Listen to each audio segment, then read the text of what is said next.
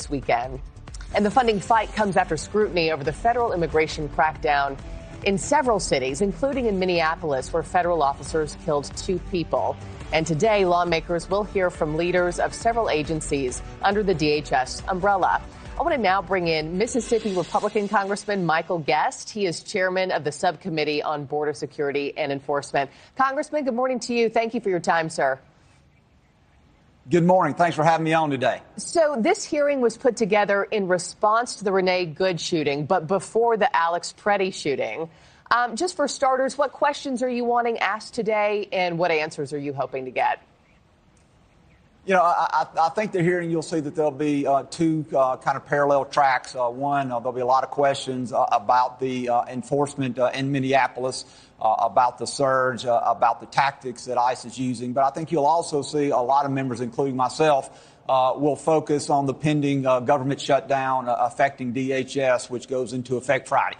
We know that on Friday, roughly 250,000 DHS employees will no longer be paid. Many of those are not employed by ICE. ICE makes up about 20,000 of the 250,000 employees.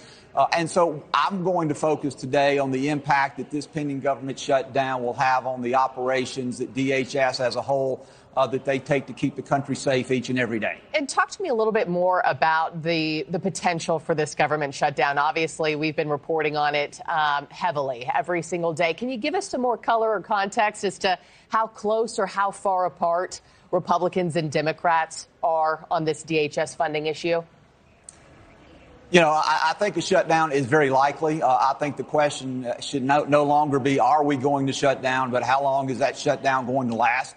How long is it going to take us to reopen DHS? And look, DHS was closed for 6 weeks, along with the entire government, just 3 months ago. And so now we have agents, employees of these important agencies who are once again, we're going to be asking to do their job without getting paid.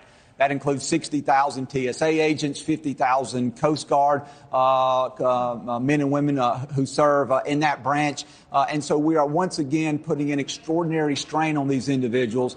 But look, as Republicans, we shouldn't be surprised because the Democrats of the party, the Democrats are the party of defund the police and abolish ICE. And that's exactly what they're doing. They're putting the American public safety in jeopardy by another government shutdown just 3 months after the prior shutdown that was the longest in government history that lasted for over 3 weeks. Right. Or excuse me, for over 6 weeks. Let me ask you about tactics here. I know you've seen the polls, sir, about what Americans think on the issue, right? A Quinnipiac poll released this month says 63% of voters disapprove of the way ICE is carrying out its mission.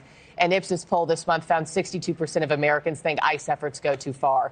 Even the president said himself in a recent sit-down interview the administration could use a softer touch.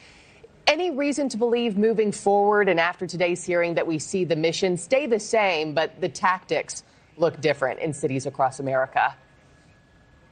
You know, I think you're already seeing that when the president sent Tom Homan to Minneapolis to oversee the operations there. We have seen kind of a change in how federal law enforcement and local law enforcement are working together. We've seen agents who were originally assigned to Minnesota have now been reassigned to other places across the country. We're no longer seeing the routine protest that we were seeing daily in Minneapolis. And so I think you're already beginning to see that. You're already beginning to see that we can conduct enforcement operations, but do that in a manner, as you said, with a softer touch. So this is something the administration is already working toward. This hearing will, again, hopefully bring forth new, fresh ideas. But I do think that the administration has received that message, and they are acting on that message well before the date of this hearing. Congressman Michael Guest, I know you have a full plate, so thanks for giving me some of your time this morning, sir. Greatly appreciate it.